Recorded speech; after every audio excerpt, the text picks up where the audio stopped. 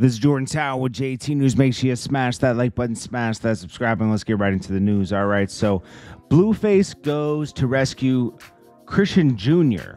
from Christian's friend, Marsh, at 4 a.m. Claims she was out with a man while her friend watches the baby. He said, my son ain't got no parent at 4 a.m. All this for you to go suck some D. Now, she did just have a baby. It wasn't that long ago, and usually you don't go right back into living life within, a couple weeks to having your baby, and she did that. And I know now it's been, 3 months, maybe 4 months? I don't know, maybe that long. Still, you're still in that stage where, you're bonding with your child and everything. She's out here in another dude's car all the time, going out to parties, and that's understandable, but not at 4 a.m.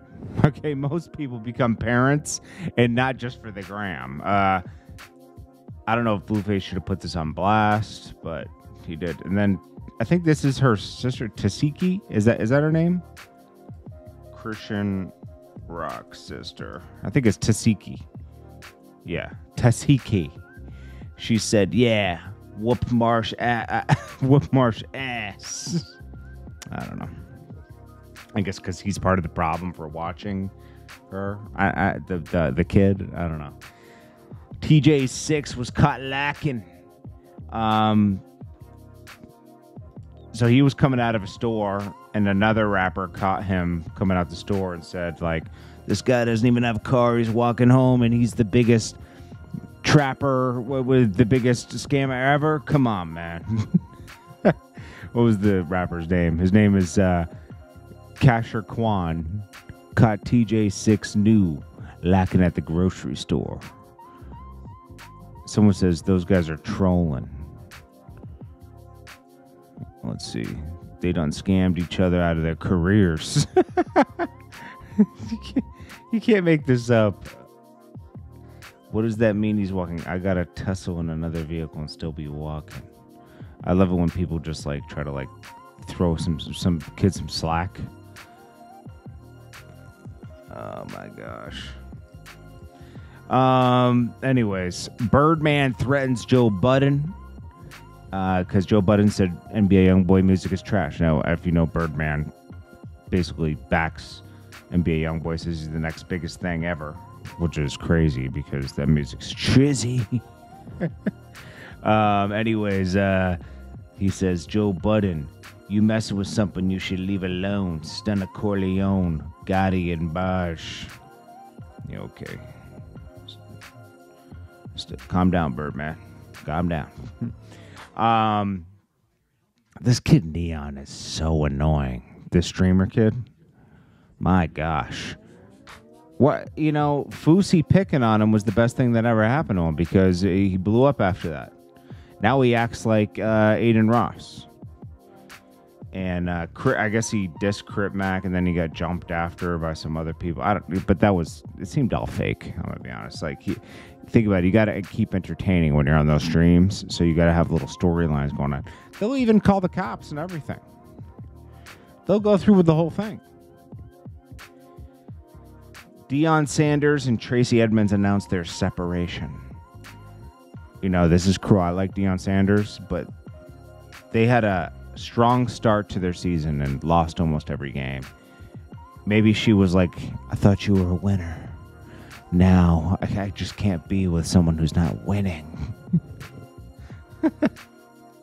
It is crazy how they hyped up this season with him, and he lost. They only won in the preseason, and then they lost almost every game in the season.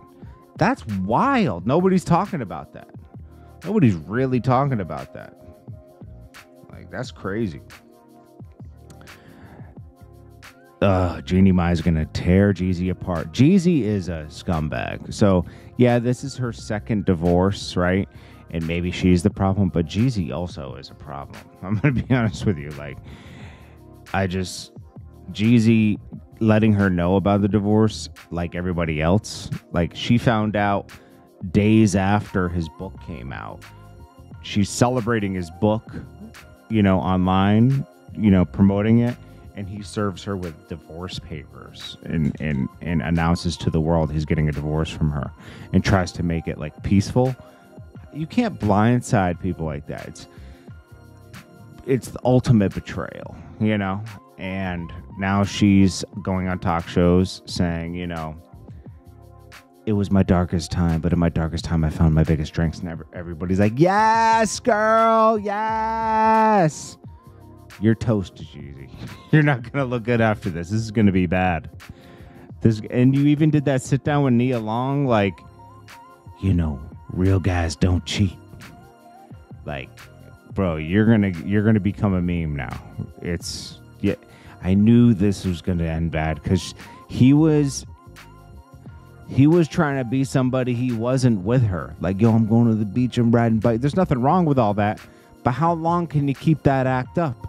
He thought that dating her, a girl in a different whole atmosphere or realm or space, would uplift his career, right? That's the only thing I can think of here. So he just conformed. But how long can you conform for? If that's not what you're into, it's not what you're into. There's nothing wrong with that. But, he was trying it. But you got married, bro. That's where you went wrong. You shouldn't have gotten married. And man, because now you win it. And whenever people get married, I don't care who it is. And I'm not, if you're married, there's nothing wrong with being married.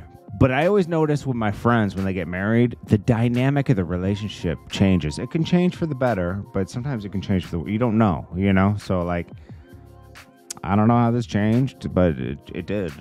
And I don't know who's right or wrong. I mean, I think they're both in their own probably wrongs, but Jeezy handled it like immaturely, let's say.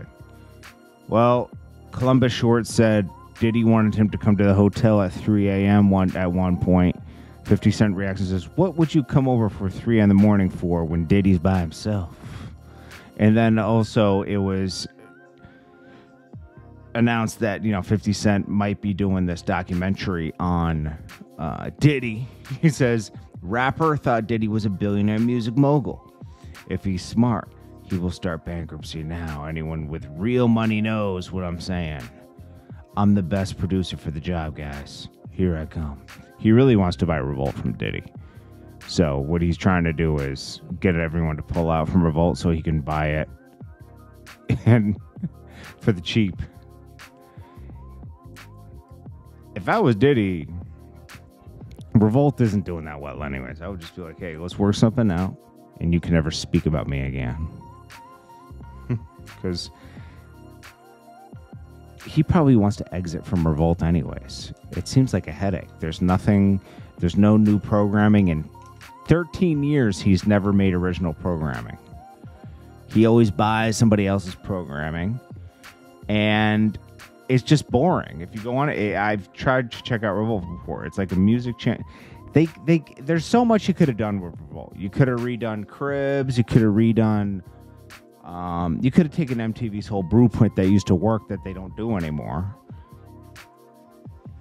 You could have redone Rap City with Big Tigga and then had some new people come in and host it with Tigga to introduce new characters.